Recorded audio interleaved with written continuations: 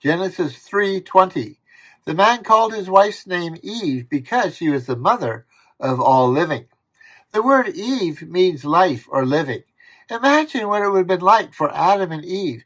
They were the first people. They had no examples to follow. They were super intelligent beings, but they had never seen anyone build a house. They had to figure that out for themselves. Eve had never seen a pregnant woman.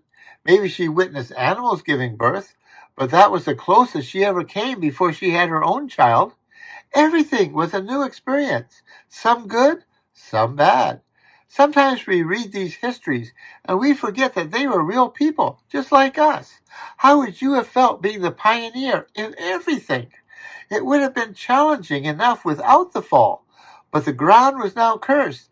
Many things were actively against them, and they had lost the most precious thing, the presence of God. Some Christians think that grace and mercy are only in the New Testament. Grace and mercy were given at the fall and will extend until the return of Christ. Adam and Eve needed it to survive, and so do we. This is another piece of evidence that the fall occurred soon after creation, perhaps even on day 7. If the fall had been days, weeks, or months after creation, Eve would already have been named. Eve would become the mother of all human beings. There is only one human race. In fact, we don't even have to go back this far. We are all descended from Noah and his wife. Racism is a vicious, satanic attack on the unity that God designed people to have. The physical differences between various people are actually very small, although that's what we tend to focus on. Most differences are cultural.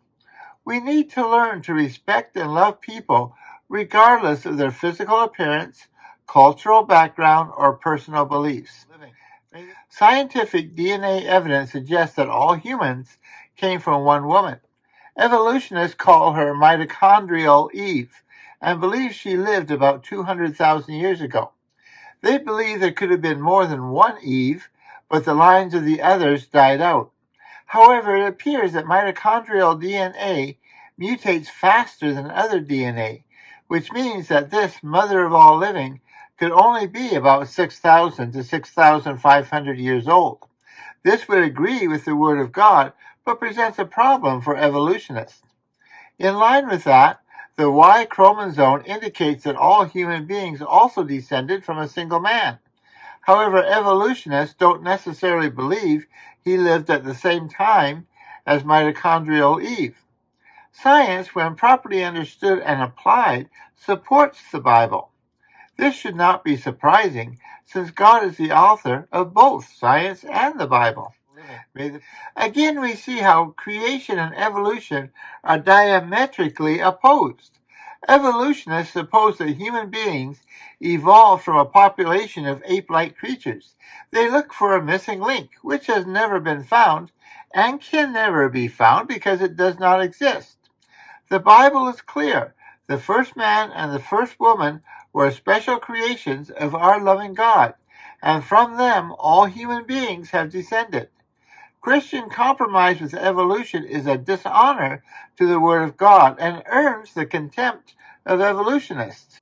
They know what the Bible logically teaches, they just don't believe it, and they will not compromise. Lovers of truth should not compromise either. We must hold the standard of the Word of God on everything. Jesus did not come to compromise. He is the King of Kings, and he offers salvation to us rebels who are willing to unconditionally surrender to his rights. Adam and Eve had rebelled, but God had given them a glimmer of hope in the promise of the seed of the woman who would undo what they had done. In naming Eve, Adam is acknowledging a return to God's original command before the fall to be fruitful and multiply. Sin had diverted them onto a devastating path with dire consequences. Although the consequences remained, they were to be directed back to the right path. Sometimes in our lives, we abandon God. In our stubbornness and dark desires, we go down a destructive path, although it seems good at the time. Yet no matter how far we have walked away from God, he is always there, ready to show us the path home. Things may be different. There may be consequences that we have to learn to live with, but God never has a second-best plan for our lives.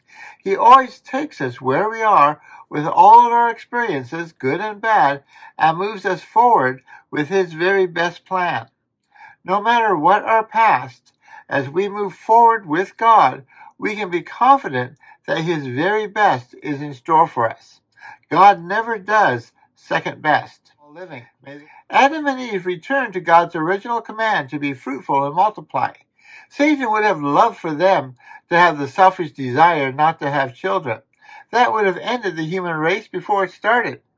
In our own society, Satan has implanted fears and played on selfishness to motivate couples not to have children. We can't afford kids. We have our careers to think about. The planet is overpopulated. I don't want to add to the world's problems. And if a couple does have an unwanted pregnancy, they're presented with the option of first-degree murder with no legal consequences as the solution. The excuses to avoid God's command, which has never been withdrawn, are endless. But God does not accept excuses, and He certainly does not accept murder. He desires a world filled with godly families. He wants husbands and wives to raise godly children who will also raise godly children, and so forth until the earth is full. Tomorrow's problems will be solved by the children of today.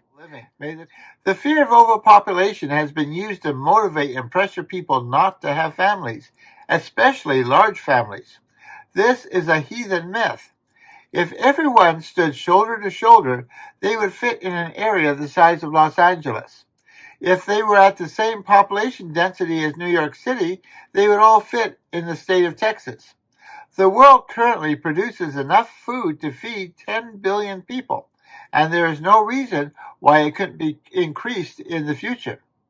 The problem is not the population, but the sinful rebellion of people and nations which interferes with the way God designed things to operate.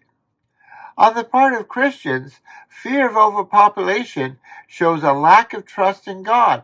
It means we don't think that He could design a planet capable of sustaining the population He wanted on it. Is our faith in God and His commands, or in the ever-wrong doomsday predictors? Think about where you want your faith. May the peace and grace of Jesus be yours.